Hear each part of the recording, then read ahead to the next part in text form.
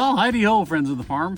So I want to give you a recap on the strategies that we used for the bird pests a couple videos ago. So it's been long enough for me to assess each one of them and sort of give you my thoughts and opinions on which ones worked, which ones didn't, and what my plan is for going forward for next season, because I do have an idea that I'm going to try and I'm going to drag you along the way next year for that process. So a little bit of chatting and a little bit of show and tell, so let's get going. Okay, so the first strategy that we tried was the avian bird repellent liquid spray. And I gotta tell you, I don't know if I would use that again. A couple reasons. One, I think it takes a lot of repetition on putting, spraying it down and applying it and whatnot. And it just kind of gets overwhelming, the smell of it. It smells pleasant. I'm not gonna lie to you, it smells good. It smells flowery, it's non-toxic to humans, but it just sort of is a nagging smell that I smelled all the time.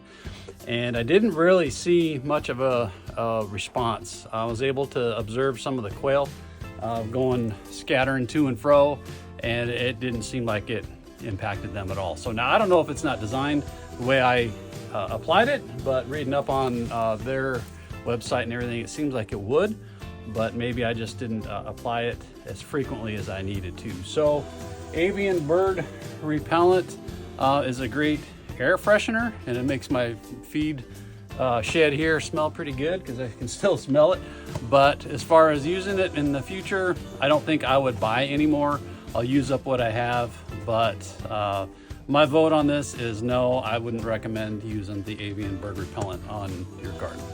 Okay, the second strategy that we had tried was the Mylar tape.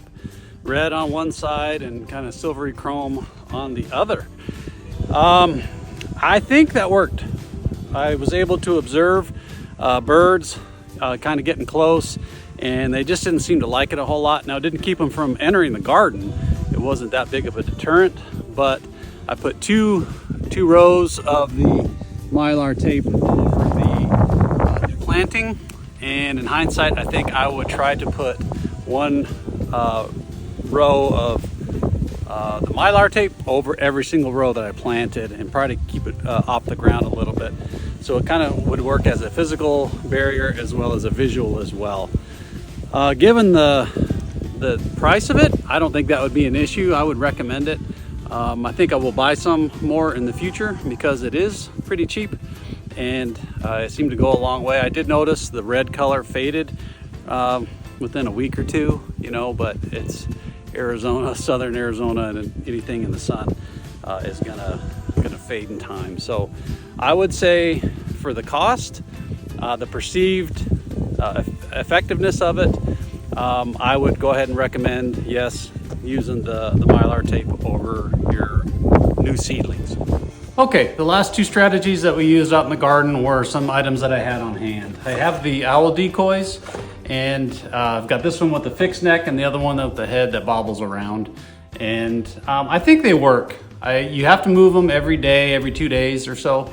And I think it does work because my second stand of corn this year, I did not use it. And I noticed a little bit more bird pressure than the first and the third with the use of these guys. So I have them on hand. I'm gonna continue to use them. They're not that expensive. And once you have them, you have them. So I would recommend, yeah, it's probably beneficial, providing you have the discipline to move them every day or two. The last strategy I used was the motion detected bird of prey sound maker. And this worked very well on detecting motion and making the annoying screeching sound of a hawk. I think it worked. From what I observed, I did see some birds scurrying with it, but to be honest with you, it is so annoying after a while. That's all you hear all day long. Because what I did is I put these out at the same time I put the Mylar ribbons, which blow in the wind. So it was triggering this to squeal all the time for about 10 days till I took them down. So I have them, I might use them in the future, but I don't think I would recommend running out and making the purchase for them. But that's certainly up to you. I'm kind of neutral on that piece right there. So after those two, I did do another strategy that's out there still, and I think that's going to be the one I run with. and I'll take you back out to the garden here and show you what I'm thinking.